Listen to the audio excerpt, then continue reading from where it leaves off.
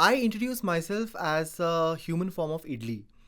Yeah, I think if idly had a face, it would be me. Because I'm the boss, right? So nobody can come and tell me that, you know what, you're so bad, you shouldn't be on radio. So there's no feedback. Okay. So I just assume in my head, I'm like, oh, I'm rocking it, dude. In pandemic, they all say people either got married or they may had babies. Uh-huh. I think the third category is people became content creators. Okay. So I am a pandemic content creator. Wow. I travel. Okay, thank I God. love traveling. No content creator, at least I think I can speak for everybody over here. Yeah. Nobody creates content wanting to offend people. That's never the idea. Like, you don't write a piece of content saying that आज मैं इनको जाके offend करने वाला हूँ. You create content because you truly feel for that particular piece of content. People tend to get offended for random reasons.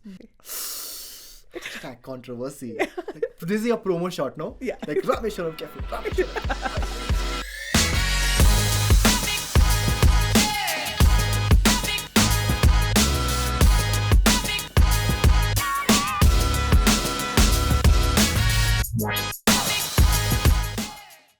Welcome back to Kofluence Unplugged. This is Safwana and I'll be your host for today.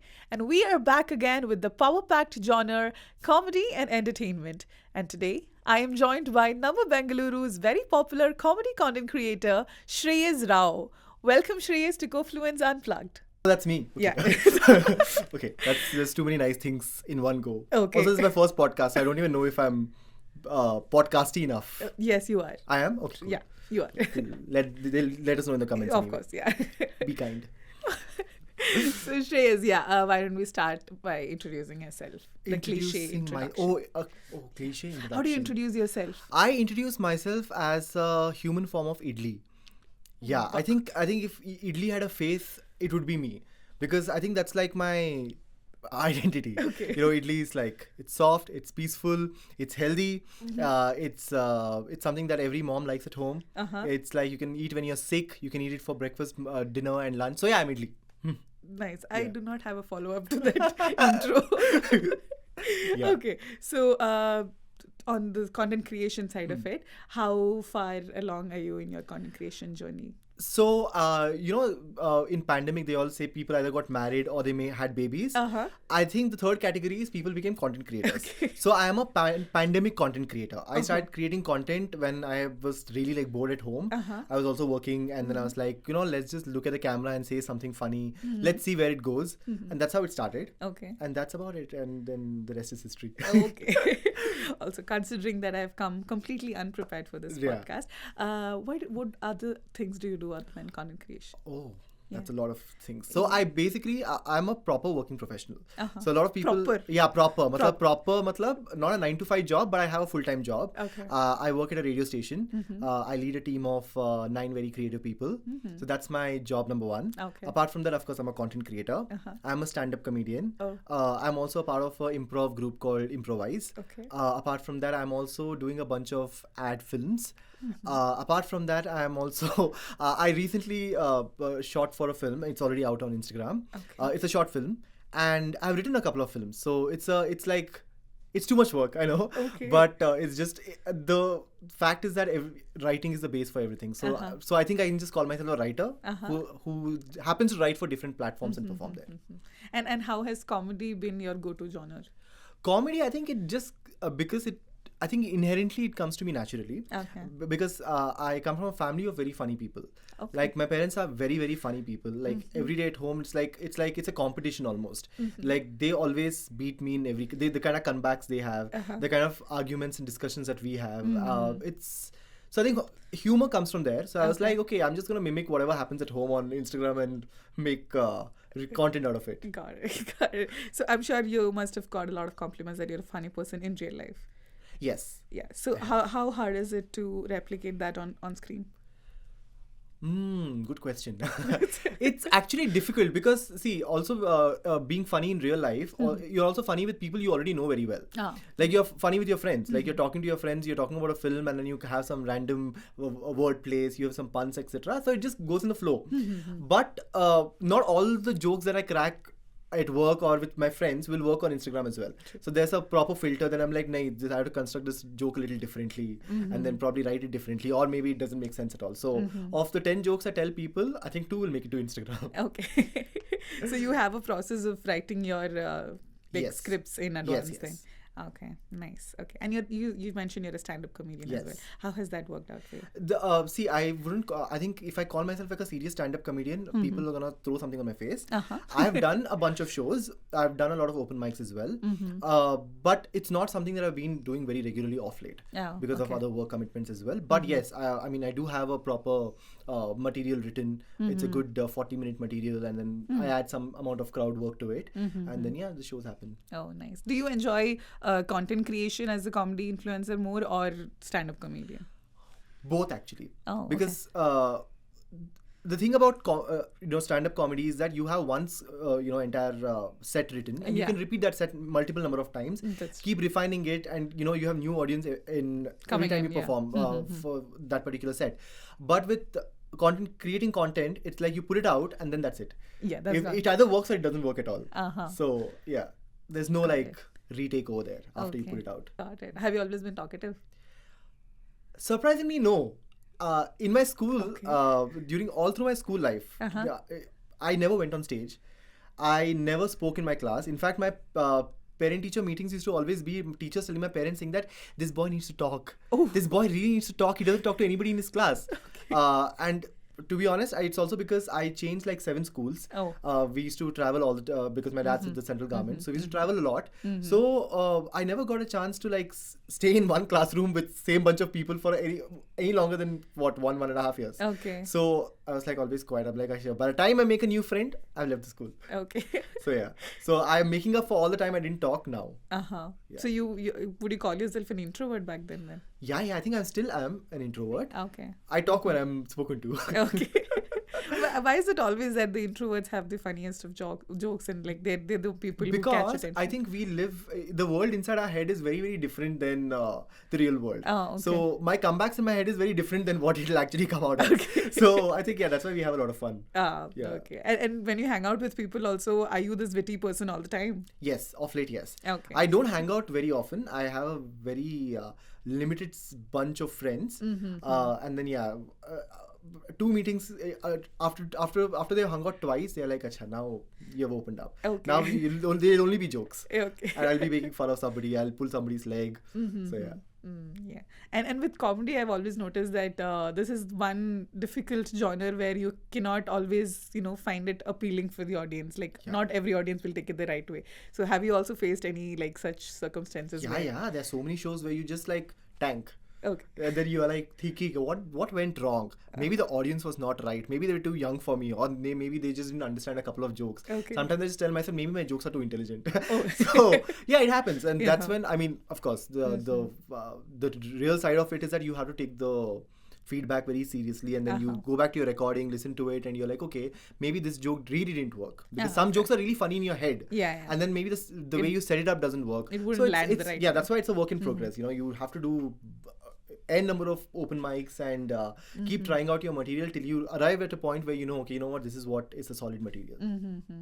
I mean, I think with the shift to everybody being on Instagram now, and all the stand-up comedians for that matter, all the popular ones that were popular all over internet, now they're all into Instagram, and then they're all doing content creation over Instagram. So that I kind of feel like maybe stand-up comedian as an stand-up comedy as an art is maybe diminishing a little. Not at all. I'll tell you what, all the stand-up comedians, I mean, they're all very smart people. They know what should go online and what shouldn't go online. Okay. Yeah. So, and most stand-up comedians who are very serious about their career as a stand-up comic are very, for them, their material is very sacred. So they will never, so their Instagram content, what they do on Instagram versus what they do on stage are two very different things. So when they have to promote their shows and all, they will put out a little bit of snippets here and there to talk about what the show feels like. But otherwise, I think they write very differently for stage and for Insta. For Instagram, differently. Yeah, okay, that makes sense. Yeah. Also, like, because now you're into acting also, right? You've done a short film. You've acted in a short film. Acted. Okay. Lead actor. Okay. So what's that genre that you've picked in acting? So the first film that we've done is like a romantic kind of a thing. It's a love story. It's a little love story that kind of unfolds in somebody else's wedding. So it's a really nice conversation, and the biggest thing was it's a single take shot. Okay. There's no cuts at all. It's like the camera is placed and we have to memorize. I had to memorize my dialogues, and I have never memorized anything, even in school. So this was the first time I've actually successfully memorized an entire script. Okay. So that was like a big highlight. And was this written by you as well? No, it was not written by me. It was written by of course, the filmmaker and the director. And I had to read the script. But that inspired me to write a couple of more scripts that will eventually now take shape into short films. Got it. And so, like, being in the creative industry now that you're handling, a lot of things at the same time, would you call it like handling, or is it something that comes easy to you? You do this and then you want to do that, so you do that? I think it's just the hunger to diversify. Because you start off as a content creator. I started off as a content creator without knowing where it's going to take me.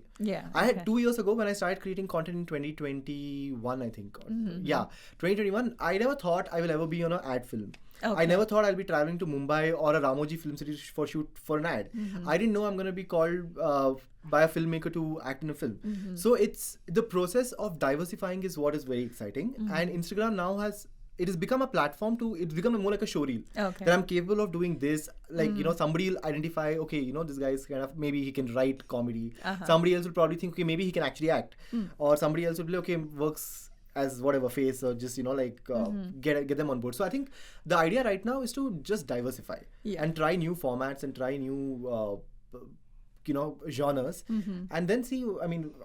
I have age to my credit, I guess. So at some point, I hope I find one solid thing that I really want to chase. But for now, it's like sab kuch kar lo. Did you have like an ambition per se? I only wanted to be on radio. Oh, okay. Yeah, I only wanted to be on radio. I remember this because I had just moved to Bangalore when I was in 8th grade. And I used to listen to radio on the way to school. And I heard this RJ called Vasanti Hariprakash. I love her so much. Okay. And I heard her, and she was talking about a song. She was talking about what's happening in Bangalore. And she was playing music.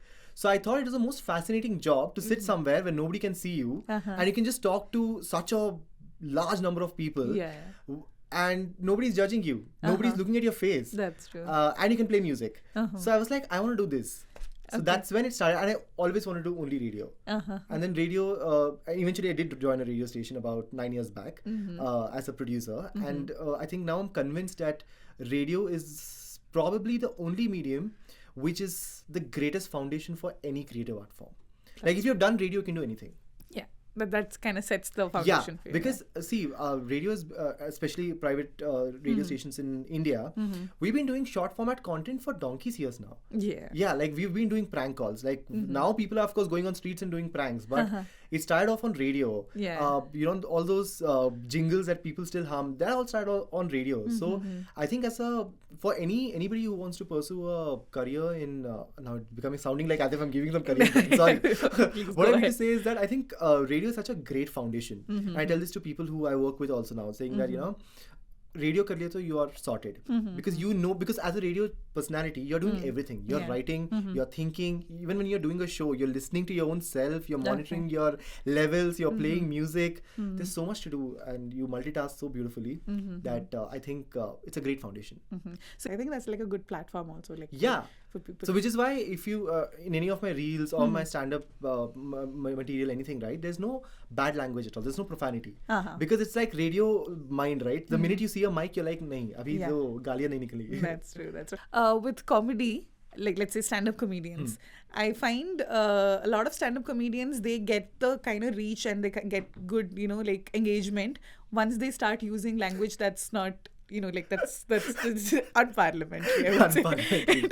So do you think that's kind of, meddling with the art form of comedy? No, I feel like, see, I know what you mean, but it really, if that's who you are as a personality. Yeah. The one thing about stand-up comedy is that you can't lie. Yeah. You're telling your story. You're talking about your experiences. So it really depends. There are people who actually talk like that. Like we have friends who are cussing all the time. Like gaadi chala rehte hai, and then they just like use a cuss word, or talking to you normally and they'll use a cuss word. So if that's your personality, then it's fine. But if you force fit it, the whole thing saying that if I probably put a gali over here and people are gonna laugh, that's obviously not gonna work all the time. That's true. So yeah, that's true. If it works for you, if that's who you really are, then great. If it's not, then you can't force it. Like I have tried. Like, what if I do? It's like I go on stage, I'm like, no, I can't do it. Yeah. It just doesn't come to me naturally. No, yeah, that's true. I mean, also with every artist, it's the different kind of, comedy angle to it, right? Correct. Because it's we cannot just, filter them out as just comedians. Right. There are a lot of people who have their own style to it and all of that. So with Instagram, now that you've started collaborating and you do it with other creators as well, how do you find that right people who, you connect with or your comedy syncs with? See, for me, Sonu is my most favorite collaborator. Okay. I think both of us have come to conclusion that we both are like in sync when it comes to it. I'm not even kidding. Our star signs are also same. Oh, okay. So we are both Sunday borns. Okay. And it's the same. And we think very much alike. Like we are literally like two peas in a pod. Okay. So yeah, so I collaborate with her the most. And it works for both of us. And there's no, like we're not trying to compromise, saying that what, you try and do this, I try and do this. It's like it's us being both of us doing our own thing, and that's where the fun is. Okay, got it. So, like, do you find those more enjoyable to do, like the ones where you collaborate with Sonu, or the ones that you script and you do it by yourself? Both of them, but yeah, collaborating with Sonu is always like. It's a very fun process. It will start off as a WhatsApp message saying that can we do this, and then we are just like, let's do it. We'll not have a script. We will not write the script. We'll go, we'll catch up, we'll be like, aaj shoot karna hai, we'll shoot another 15 minutes. What can we do differently? And then when we are actually shooting, there's so many things we'll just randomly try and we'll be like, let's use this. Yeah. So that's the thing. When your energies match, right? And if you're thinking on the same lines and if your references are very similar, it's a hit. So we've never, touch wood, had a point where we are like in complete disagreement with each other in terms of content. Oh, got like, it. yeah, this is good. Let's just do it. Okay. And speaking of content creators, now that we have a lot of content creators out there, and I feel like pandemic has been like a huge shift because back then when people used to have a lot of Instagram following, we used to just, this person has a lot of following. That's where we drew the line. Correct. That's it. But now with everybody creating content, putting effort into actually making something out and putting it out on the public, I feel like... And now with an angle that it can be monetized as well. Do you feel like if this monetary angle was not there to it, this number of content creators out there would have not been so much? I think it would have still been the same.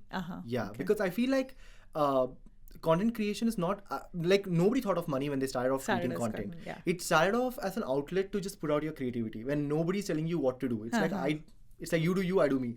So I put out whatever I want and there's nobody monitoring you and telling you this is right or this is wrong. So I think it started off as a great outlet and money came in much later. Okay. Yeah. Like, when I started, it was like, okay, I'm just having fun doing this. Like, I also experimented with a bunch of stuff. I'm like, I'll imitate somebody. I will put out some random reel. And then eventually I was like, Acha, you can make money out of it also. Then that's an added advantage. Yeah. But the core will always be like, it's a great outlet to put out content. Yeah. Okay. What's something that you do other than comedy? Wow. I travel. Okay, thank God. I love traveling. I think that's also something that I've only recently discovered after I did a couple of solo trips. And I like doing solo trips, which is like full budget friendly. Like I'll budget it so beautifully. Only do public transport, stay only in hostels, eat only basic food, and so that has been, I think traveling is something that I've recently kind of discovered, and that was solo traveling. So I've been doing I try and do at least 3 holidays a year. Okay. What's the recent one you've been to? Sorry? The recent one you've been to? The recent one was to South Korea. Budget-friendly travel. Yes, I did a South Korea trip in under 1 lakh rupees. And what? Yeah, including air tickets, everything. Okay. And I traveled to Seoul, I traveled to Busan and to Jeju Island. All these in under 1 lakh. Of course, minus the shopping, of course. That is. Have you considered, like spanning your content across I travel? have. There's an entire guide that I've put out on Instagram Nice. about how you could actually do a trip to South Korea under 1 lakh rupees, which has the breakup of how much you would spend for your tickets, where should you should probably stay, what kind of food you should eat, how to exchange your currency, everything. Like I wrote that properly down, and it's actually got a fair amount of traction as well. Oh, that's so nice. Yeah. Okay. Also, you like this, international travels then. Yes. When you say 3 holidays at Yes. Okay. So I went to Maldives. That also was a budget holiday, by the way. Okay. And it was not a honeymoon. Okay. And then there was South Korea. Maldives on a solo trip. No, I went there with my cousin actually. Okay. And we stayed on a local island. And that trip was about $50,000 in peak season. That is. What? Yeah. So you can imagine the kind of hacks I might have for traveling. So yeah, Okay. that's one thing that has really like fascinated me lately about making travel affordable. I feel like traveling is such an important part of personality development. That's true. That's You learn very so true. much, and solo especially when you're just like in a place that's completely unknown to you, and you're just there figuring out things. I think I adulted a little bit more when I travel. Okay. And have you been like recognized publicly when you go out with family and all? Yes, in Bangalore, yes. Okay. Very, very often. Yeah.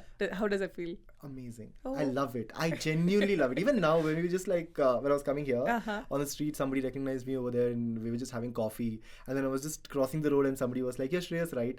And Wow. It's extremely gratifying. Oh, that's I think the whole purpose of being on social media is because you want validation, right? Yeah. You want somebody to tell you saying that, hey, you're looking good. Now it's eventually come to, hey, you're funny or whatever thing. Yeah. So validations, I think we all love validation to a large extent actually. So when that comes very organically when you're outside and all, it's just very beautiful. So I genuinely like meeting people and talking to them. Yeah. I mean, it all comes down to that because you are obviously every content that you put out there, everything that you talk on social media, it's catering to them. Yes. So then once they recognize you, once they give you the due credit. Yeah, and the fact that they are so invested in in your life, it's not like okay, I saw him and let them go, and also the fact that they are also such decent people. Like I've been to restaurants where people have not come and spoken to me when I'm having a meal. Okay. They'll probably wait until I'm done, and when I'm leaving, they'll come and speak. And that says a lot about very nice. people. Yeah. That's true. And okay, like talking about bringing out the best of people, I'm sure like you get negative feedbacks on your videos also, and like you said, you like taking criticism and then So, but negative feedbacks also in a way where it's kind of rude. Not that they're giving you a feedback where you can improve, just downright rude comments. So would that bring your morale down as a content creator? I'll tell you what, no content creator, at least I think I can speak for everybody over here. Yeah. Nobody creates content wanting to offend people. That's never the idea. Like you don't write a piece of content saying that आज मैं इनको जाके offend करने वाला हूँ. You create content because you truly feel for that particular piece of content. People tend to get offended for random reasons. Like the only time, so negative comments as such don't bother me. But the only time when I was actually very like, what the hell is happening, is when I put out this reel about eating Andhra meal, and it was a selfie shot video. So it was on the front camera, and it appeared like I was eating with my left hand, and people went berserk. When I say they went crazy, it went off the hook. And that video, of course, did very well thanks to those comments. But just the fact that people are like, first learn how to eat with your right hand. Who eats with left hand? It's not our culture and all that. I'm like, first of all, it's a technical thing. I'm not eating with my left hand, and I'm a left-hander, by the way. Okay. So I know the fact that there's nothing wrong in eating with whatever hand you want. Exactly. But people really went very rude on that particular video. That's the only time when I felt like, what's happening? Like, should I take off that video? What is this? And I'm like, I put a disclaimer also saying that it's a self-shot video, which is why it looks like this. And I was like, why am I explaining myself? Exactly. Yeah. I'm like, what's your problem? Yeah. I mean, if it's clear that it's a selfie video, anybody with a common sense and should people know. just got mean for no reason. Yeah. They're like, it's not our culture. I'm like, who are you? Who is defining this culture that you can't eat with your left hand?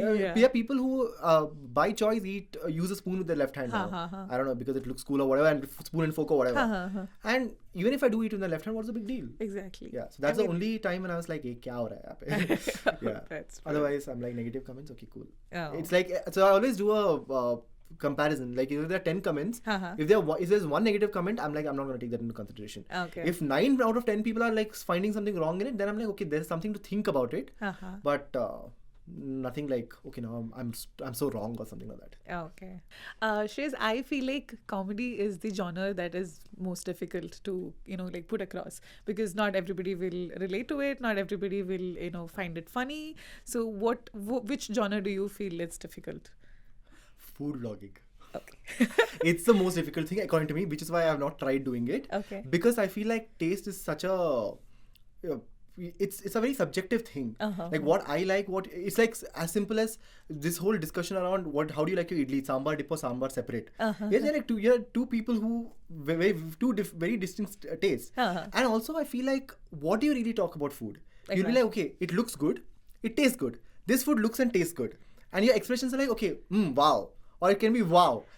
What beyond that? Exactly. So I don't know. I've followed a lot of food critics, and I feel like they're great photographers. Like they make everything look so delicious, but I cannot do it. So I find it very difficult to talk about that. Okay. And also sometimes it's like different strokes for different folks, right? Exactly. So it's like I might love this place and I might recommend it, saying that this place is the best place to be, and then next time that somebody is like, you recommended, I went and I didn't like it. I'm like, I'm sorry you didn't like it, but I mean, I liked it. That's it. So I think that's the most difficult thing to do. I mean, especially with recommendations, food recommendations, then it can always go both ways. Absolutely. Yeah. And there are people, there are times when you could probably be bang on about food, but you'll not probably tell that you can't get there in your car. You'll have to probably take a bus because that's in a really small gully or whatever thing. So sometimes, I think, and people also get very serious about food, right? So it's a serious business. So I think that's the most difficult one. Yeah. Can I call you an idli critic? Yeah. I'm a idli elitist. Perfect. Okay. Since you're from Bangalore and since you call yourself an idli critic, and you also mentioned that you're the human form of idli. Yes.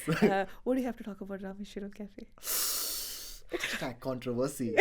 This is your promo shot, no? Yeah. Like Rameshwaram Cafe. No, I think I love what they've done.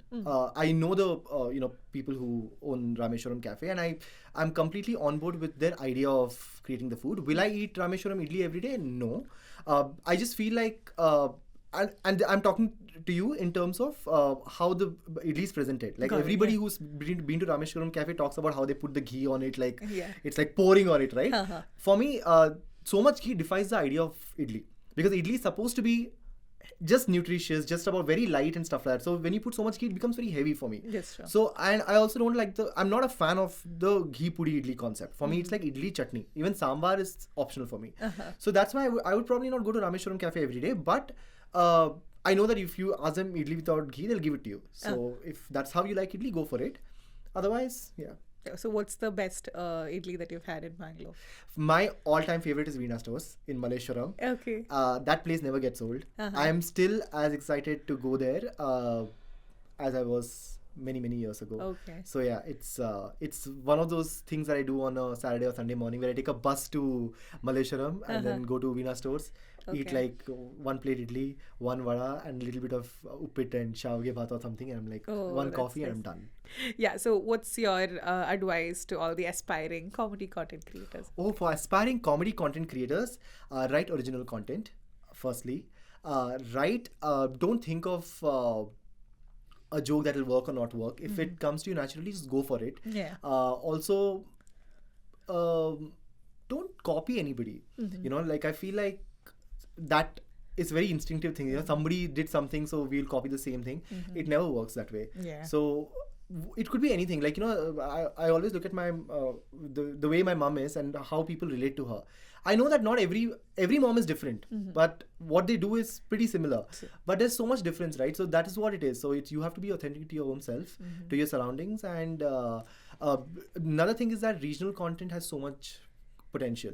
I mean, that's how I started off as, and it's always nice that if you always weave your content back to the city that you belong to, the community that you belong to, or the people that you talk to. It's always nice, because then you will always be the star in that particular thing. Yes.